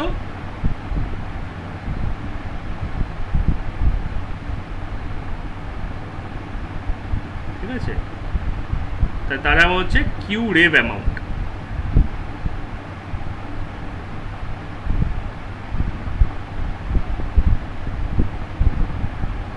ওকে, কিউ রেভ অ্যামাউন্টটিও ছাড়ছে। তাহলে আগের বার যেমনভাবে আমি এটাকে গ্রেটার দ্যান 0 ভেবেছিলাম, এবার যেহেতু এক্সোথার্মিক রিয়াকশন রিলিজ করছে, তাহলে কিউ রেভ এখানে কত হয়ে যাবে? কিউ রেভ এখানে লেস দ্যান 0 হয়ে যাবে। কিউ রেভ নেগেটিভ, মানে এক্সোথার্মিক। তাহলে এবার আমি আবার এখানে এই ইকুয়েশনটা লিখতে পারি S total equals two S system minus এ প্লাস এস সারাউন্ডিং। তাহলে ডেল্টা এস টোটাল, যেটাকে আমার গ্রেটার দ্যান 0 আছে অ্যাজিউম করে নিয়েছি, ঠিক আছে, তাহলে delta S total equals to delta S system plus delta S surrounding. তাহলে এটা হচ্ছে Q rev by T sys plus Q rev by T surrounding. এবার খেয়াল করে দেখো, আগে এবার এইটা প্লাস ছিল, এইটা মাইনাস ছিল, কারণ কিউ রেভটা গ্রেটার দ্যান 0 ছিল। এবার কিন্তু কিউ রেভটা লেস দ্যান 0, তাহলে আমি এখানে মাইনাস বসাবো আর এখানে প্লাস বসাবো। তাহলে minus Q rev by T system plus Q rev by T surrounding, this should be greater than 0, কারণ ডেল্টা এস টোটালটা আমার গ্রেটার দ্যান 0 তো ধরাই আছে according to the second law of thermodynamics, ইউনিভার্সে এন্ট্রপি বেড়ে যায়। তাহলে এবার এই ইকুয়েশনটাকে যদি আমি সলভ করি ঠিক যেমনভাবে এখানে করেছিলাম, ঠিক আছে, তাহলে minus Q rev by T sys plus Q rev by T sur greater than 0 or q rev by t sir will be greater than q rev by t sys। খেয়াল করে দেখো, এটা সেই আগের কন্ডিশনেই চলে এলো, আগের মতোই হয়ে গেল। কেটে দিলাম, তাহলে কি পড়ে থাকে? তাহলে 1 by t sir is greater than 1 by t sys, তাহলে t sir is less than t sys। তার মানে টেম্পারেচারটাকে, সারাউন্ডিংসের টেম্পারেচারটাকে সিস্টেমের টেম্পারেচার থেকে কম হতে হচ্ছে। তাহলে আগের বার যখন ও হিট রিলিজ করছিল তখন সিস্টেমের টেম্পারেচারটা সারাউন্ডিংসের থেকে কম ছিল, এবার যখন হিট রিলিজ করছে, আগেবার হিট অ্যাবজর্ব করেছিল, এবার যখন হিট রিলিজ করছে তখন সারাউন্ডিংসের টেম্পারেচার সিস্টেমের টেম্পারেচার থেকে কম হতে হচ্ছে। ঠিক কথা কি না? আমি আবার আমাদের নিজেদের এক্সপিরিয়েন্সের সঙ্গে ট্যালি করিয়ে দেখে নিই। এইখানে 3টে লিকুইড রেখেছিলাম, তো লিকুইড আয়রন আছে, লিকুইড অক্সিজেন ছিল, আর লিকুইড অক্সিজেন লিকুইড ওয়াটার ছিল। তাহলে এদের তিনজনের ম্যাক্সিমাম মিনিমাম টেম্পারেচার কত হতে পারে? সিস্টেম টেম্পারেচার এর ছিল 0 ডিগ্রি সেলসিয়াস, এর ছিল 1200 ডিগ্রি সেলসিয়াস। 1200 ছিল মেল্টিং পয়েন্ট, আর এর ছিল -210 ডিগ্রি সেলসিয়াস। কিন্তু সাউন্ডনেসের টেম্পারেচার কত? -250। তাহলে কি করছে? তাহলে ইজিলিও এনার্জি রিলিজ করে দিচ্ছে। In all the cases it is releasing the energy, always it is releasing the energy, because সিস্টেমের থেকে সাউন্ডনেসের টেম্পারেচার কম। তাহলে নেচার কি দেখে? নেচারের একটাই স্বার্থ, যে টোটাল রিয়াকশানে ওর এনট্রপি বাড়ছে না ওর এনট্রপি কমছে। যখনই ওর এনট্রপি বাড়বে তখনও সেটাকে অ্যালাউ করবে, যখন এনট্রপি বাড়বে না তখন সেটাকেও ডিসকার্ড করে দেবে। এই কারণে তুমি কোনো একটা ভারী জিনিসকে, কারণ ধরো লোহার কোনো একটা বলকে ওপর দিকে নিজে যে উঠে যেতে দেখো না। ওপর দিকে উঠতে গেলে তোমাকে একটা কন্ডিশন তৈরি করতে হয় যাতে ওপর দিকে ওঠে, ঠিক আছে? যেমন ধরো আমি একটা এক্সাম্পল দিচ্ছি, কন্ডিশন তৈরি করার মানেটা কি। একটা রাবারের বল আছে বা প্লাস্টিকের বল আছে, ওই ফাঁপা বলগুলো হয় না, তো আমি যদি সেটাকে কোনো একটা গ্রাউন্ডে নিয়ে গিয়ে ছেড়ে দিই, রুদ্র বলটার কি অবস্থা হবে? এটা একটা বলকে নিয়ে গিয়ে ছেড়ে দিই, কি হবে? তলায় নামবে। ফার্স্ট ইনস্ট্যান্স হচ্ছে তলায় নামবে, ওকে। বাট এই বলটাকেই যদি আমি আন্ডার ওয়াটার ছাড়ি তাহলে কি হতো? তার মানে কি কন্ডিশন যেই চেঞ্জ করে দিলাম ওমনি কিন্তু বলের মোশনের ডাইরেকশনটাও আমার কিন্তু চেঞ্জ হয়ে গেল। তার মানে পুরো ব্যাপারটা কিসের উপর ডিপেন্ড করছে? কন্ডিশনের ওপর, ঠিক আছে? এই সময় কিন্তু বলের বায়ান্সির কারণে বলটা যেহেতু প্লাস্টিক অ্যান্ড হলো, দ্য বল উইল ফ্লোট। ঠিক তেমনি এখানে টেম্পারেচারটা চেঞ্জ করেছি। এই যে তিনটে ফেনোমেনা দেখালাম, ফ্রিজিং, ভেপোরাইজেশন, আমি জাস্ট কী করেছি সেরকমভাবে টেম্পারেচারটাকে চেঞ্জ করেছি। তাহলে কোনো কাজ যেটা স্পন্টিনিয়াসলি হওয়ার কথা নয়, যেটা নিজে থেকে হওয়ার কথা নয়, সেটাকে যদি করাতে হয় তাহলে আমাকে কন্ডিশনটা চেঞ্জ করতে হয়। পড়াশোনা করার জন্য পরীক্ষার ভয়টা আমাদের মধ্যে ঢুকিয়ে দেওয়া হয়েছে, যার ভয় আমরা পড়াশোনাটা করি। স্পন্টিনিয়াস কারণে আমরা পড়াশোনা করি না, স্পন্টিনিয়াস কারণে পড়াশোনা করলে অনেক হয়তো বেটার হতো, সে আলাদা কথা। কিন্তু ফেল করে যাব, অথবা ফার্স্ট হতে হবে, অথবা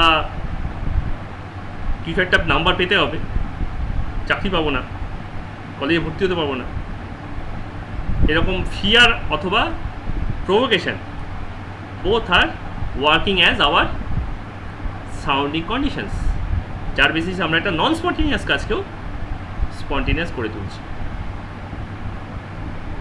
ওকে। ওয়াটার নর্মাল সেন্সে ডাউনওয়ার্ড ফল করে, ক্যাপিলারিতে ঢুকে দাও আপওয়ার্ড ফল করছে, কারণ ওখানে কন্ডিশন পাল্টে গেছে। তাহলে এভরিথিং ডিপেন্ডস আপন কন্ডিশন। কিন্তু এখানে একটা মুশকিল আছে। মুশকিলটা হচ্ছে যে আমরা সিস্টেমের এনট্রপিকে মাপতে পারি। এই যে আমরা এখানে সিস্টেমের এনট্রপিকে মাপলাম, কোথায় গেল? এই যে সিস্টেমের টেম্পারেচার জানি, সিস্টেম কতটা এনার্জি রিলিজ করছে বা কতটা এনার্জি অ্যাবজর্ব করছে সেটাও জানি। তো সিস্টেমের এনট্রপিকে আমরা মাপতে পারি, কিন্তু সাউন্ডিংস তো, যখন সেদিনকে সাউন্ডিংস বলেছে তখন বলেছিলাম যে সাউন্ডিংস তো আমার গায়ের স্কিনের টাচের বাইরে থেকে শুরু করে একদম ইনফাইনাইট অবধি চলে গেছে। তো সারাউন্ডিংসের যে টেম্পারেচারটা, এখানে যে বারবার টি সার লিখছিলাম না, this is completely alien to us, we don't know.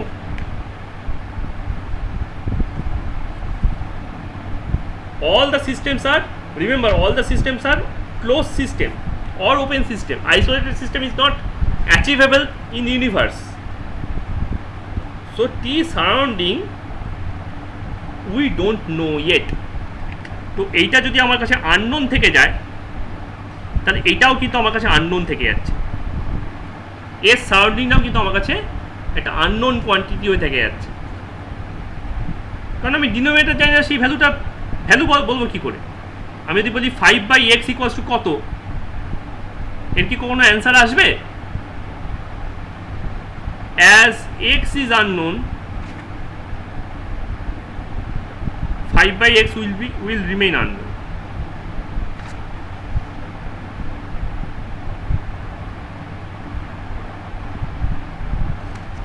তার মানে আমরা সারাউন্ডিংসের এনট্রপিকে মেজার করতে পারছি না। তাই সারাউন্ডিংস এনট্রপিকে যদি মেজার করতে না পারি তাহলে এস টোটালকে পাবো কি করে? তাহলে this remains as big question, ঠিক আছে? Because this is unknown, so this is also became unknown, so this total is also became unknown. এটাও unknown, এটাও unknown, এটাও unknown হয়ে গেছে।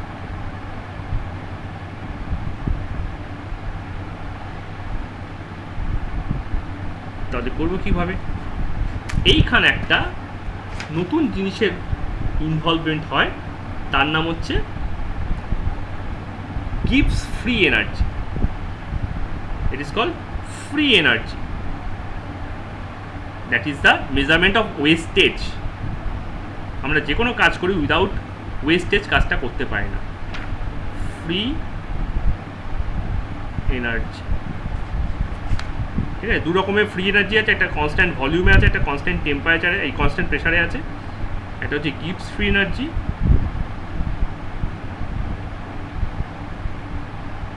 আর এটা হচ্ছে হেলমোল্টস ফ্রি এনার্জি।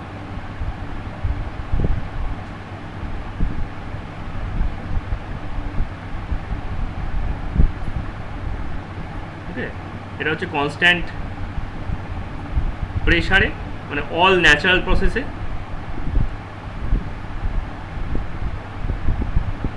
আর এটা হচ্ছে কনস্ট্যান্ট ভলিউমে, মানে অল আর্টিফিশিয়াল প্রসেসে। এটাকে জি দিয়ে লেখা হয়, এটাকে এ দিয়ে লেখা হয়। কেন এ দিয়ে লেখা হয় আমি জানি না, IUPAC জানে। This energy Helmholtz free energy. What is this? This is হচ্ছে ওয়ার্ক ডান রিকোয়ার্ড, কতটা খাটাখাটনি আমাদের করতে হবে। Work done required to make condition favourable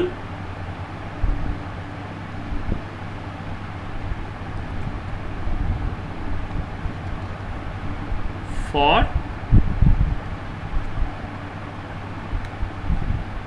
spontaneous reaction. যদি কোনো কাজে কন্ডিশনটা আনফেভারেবল হয়ে থাকে স্পন্টেনিয়াস রিয়াকশনের জন্য, তখন সেই কন্ডিশনটাকে স্পন্টেনিয়াস করতে যে কাজটা আমাকে করতে হয়, ঠিক আছে?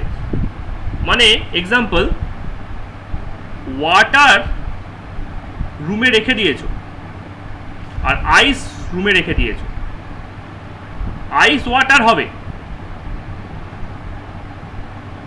অ্যাট রুম টেম্পারেচারে, আইস ওয়াটার হলো, এটা পসিবল। কিন্তু এটা কি এটা হবে? হবে না। তাই এখানে কি চাই? এখানে চাই একটা এক্সটার্নাল ওয়ার্ক, সেটা এখানে আমাকে সাপ্লাই করতে হবে। তাহলে এটা ক্রস থেকে ইম্পসিবল থেকে পসিবল হয়ে যাবে। সেই এক্সটার্নাল ওয়ার্কটা কি? ওয়াটার থেকে আইস বানানোর এক্সটার্নাল ওয়ার্কের নাম হচ্ছে রেফ্রিজারেটর। রেফ্রিজারেটরে আমরা কি করি? ইলেকট্রিক সাপ্লাই করে, ইলেকট্রিসিটি সাপ্লাই করে আমি ওটাকে এমন একটা কন্ডিশন তৈরি করি যখন water sufficient amount of heat ছেড়ে আইসে কনভার্ট হয়ে যাবে। ফার্স্টের কেসে কি হচ্ছে, যেহেতু আইস থেকে ওয়াটার হওয়াটা এন্ডোথার্মিক,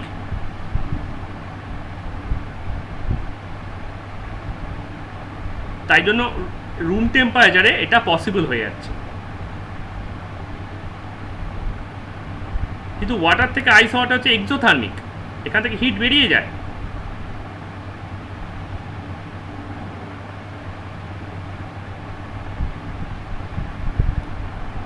সেটা পসিবল হচ্ছে না রুম টেম্পারেচারে।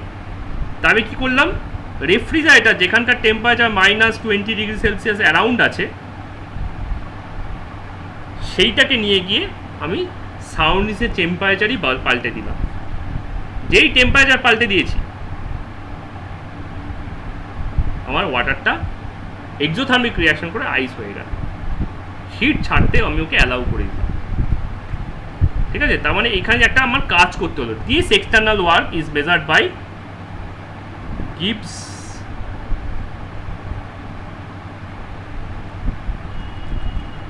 Gibbs free energy। যখন তার মানে এটা আমার সাপ্লাই করতে হয়েছে, তার মানে যখন ও এইখান থেকে এইখানে গেছিল, তখন ওইটাই ওর ওয়েস্টেজ হয়েছে, ওয়েস্টেজ অফ এনার্জি। ঠিক আছে, তাহলে Gibbs free energy is also a measurement of wastage of energy. It's an, যেহেতু ওয়েস্টেজ তাই এটা নেগেটিভ হয়, তাই এটা ভ্যালু সবসময় মাইনাস থাকতে হয়। তাহলে যে কোনো স্পন্টেনিয়াস রিয়াকশানে আমি Gibbs free energy-কে নেগেটিভ দেখি, আর যে কোনো নন স্পন্টেনিয়াস রিয়াকশানে Gibbs free energy-কে পজিটিভ দেখি। ওকে, আর বেশি বাকি নেই, আর জাস্ট একটু আমার সঙ্গে ক্লিয়ার করো 10 মিনিট।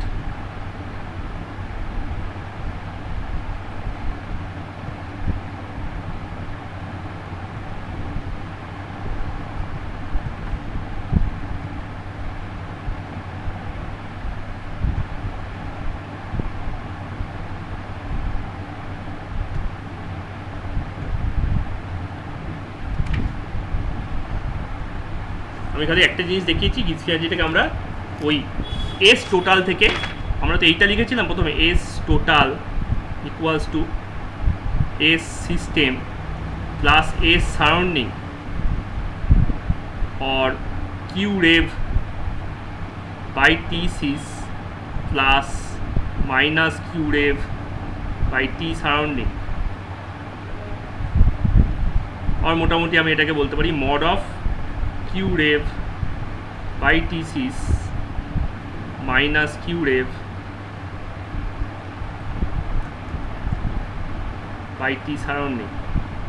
এবার এখানে আমার এই সারাউন্ডিংসের ডিফিকাল্টি ছিল বলে, সারাউন্ডিংসের টেম্পারেচার সম্বন্ধে আমাদের কোনো আইডিয়া হচ্ছিল না বলে, এইটা আননোন হচ্ছিল বলে এইটা আননোন হয়ে যাচ্ছিল, এইটা আননোন হয়ে এইটা আননোন হয়ে এই জিনিসটা আমার আননোন হয়ে যাচ্ছিলো। এইখান থেকে আমাকে এই ডেল্টা জি Gibbs free energy-তে কীভাবে যাবো সেটা খালি দেখে নিতে হবে। ঠিক আছে, খালি এইটুকুনি বুঝে গেছি, যখন delta S total greater than 0 হয়, চেঞ্জ স্পন্টেনিয়াস হয়।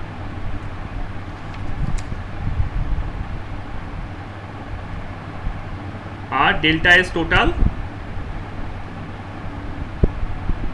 লেস দ্যান 0 হলে চেঞ্জ নন স্পন্টেনিয়াস হয়। এই দুটো ব্যাপার আমরা জানি।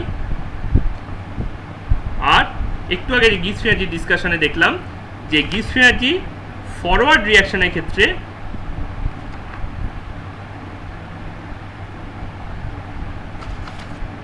ঠিক আছে, একটা রিয়াকশনের ক্ষেত্রে এটা কাজ করে হচ্ছে স্পন্টেনিয়াসে Gibbs free energy কাজ করে হচ্ছে wastage of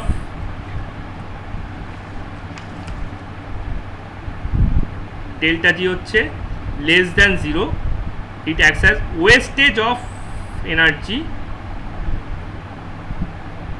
R non স্পন্টেনিয়াসে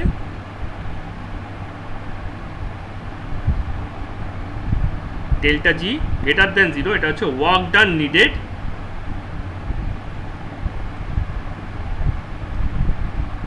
two make condition favourable. তাহলে এই ডেল্টা জির সঙ্গে ডেল্টা এস টোটালের কিছু একটা রিলেশনশিপ এস্টাবলিশ করতে হবে। Delta G less than zero spontaneous, delta S greater than zero spontaneous. কীভাবে করব? That is why delta S total equals to delta S system plus delta S surrounding. এবার delta S system আমরা দেখে নিয়েছিলাম Q rev by T, T of the system. তাহলে আমি এখানে লিখলাম ডেল্টা এস সিস্টেমের জায়গায় লিখলাম Q rev by T of the system plus delta S surrounding.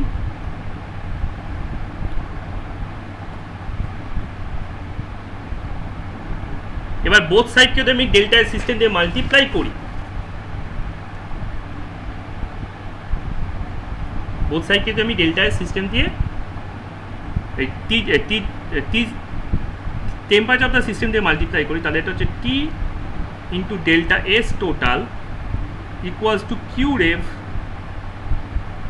Plus T into delta S surrounding. এবার temperature into delta S surrounding কী হচ্ছে?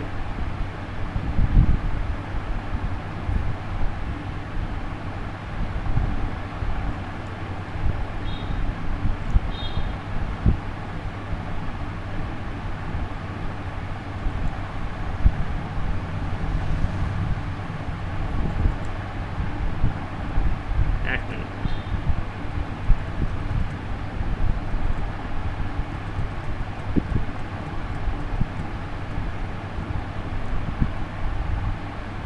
হ্যাঁ, আমি এইখানেই বোথ সাইডকে টি দিয়ে মাল্টিপ্লাই করে দিলাম। T delta S total equals to T delta S system plus T delta S surrounding. আমি ওই মাঝখানে লাইনটা লিখলাম না, এই লাইনেই তিনটেকে লিখে দিলাম। এবার এই টি ডেল্টা এস সারাউন্ডিংটাকে আমি বলছি মাইনাস কিউ রেভ। তাহলে এটাই হচ্ছে T delta S system minus Q rev. Q rev হচ্ছে আমার enthalpy change, delta H at reversible reaction.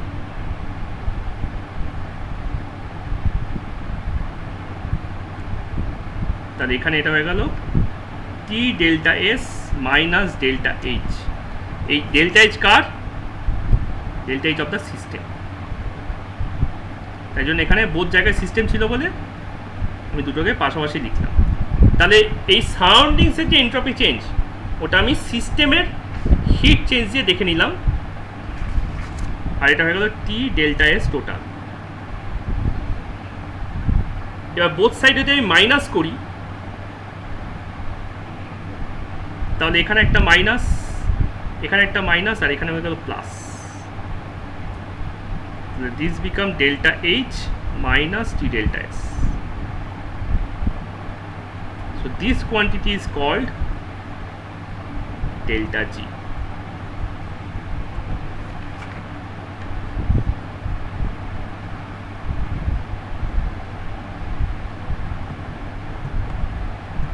তাহলে গিস ফ্রি কিছুই না, এই যে সিস্টেম টেম্পারেচারটা আমি কনসিডার করছি, সেই সিস্টেম টেম্পারেচার দিয়ে যদি আমি বোথ সাইডকে মাল্টিপ্লাই করে দিই, তাহলে ইউনিভার্সের যে টোটাল এন্ট্রপির সঙ্গে সিস্টেম টেম্পারেচার মাল্টিপ্লিকেশন, তার নেগেটিভ ভ্যালুটাই হচ্ছে আমার গিভস ফ্রি এনার্জি।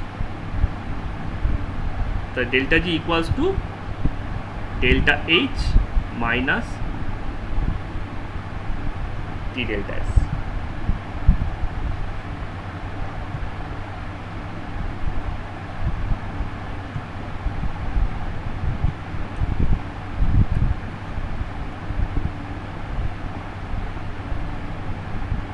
আজকের ক্লাসটা একটু টেকনিক্যাল প্রবলেম হলো, আমি নেক্সট দিন এই জায়গাটা একবার আর কি প্রবলেম হয়েছে এই গোটা চ্যাপ্টারটা একবার ডিসকাস করে নেব, তারপরে আমরা নেক্সট চ্যাপ্টার প্রসিড করব। Without discussing this chapter well we can not proceed further. ঠিক আছে অর্ঘদীপ, তুমি ক্লাস জয়েন করো, অন্য ক্লাসটা যেটা আছে জয়েন করো, ঠিক আছে টাটা।